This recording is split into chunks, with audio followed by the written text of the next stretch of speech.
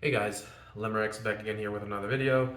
I'm just doing a little quick how-to on this ThinkPad X1 Carbon Gen 8. The only thing we can really upgrade on these newer machines is just the storage. I'll show you guys how to do it.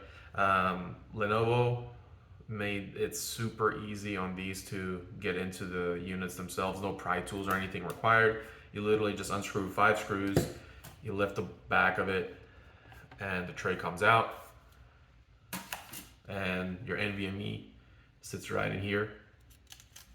Just make sure before you remove it to turn off the laptop altogether, or to make it completely safe, just unplug the battery connector right there. That way there's no power running while you're swapping out the SSD, or NVMe in this case. Other than that, like I said, just a quick little video on how to get into it. Unfortunately, RAM cannot be upgraded on these because they're soldered on, which is perfectly fine for what we're using this laptop for. Other than that, hope you guys enjoyed this quick little video. Have a good rest of the day. See you guys later. Peace.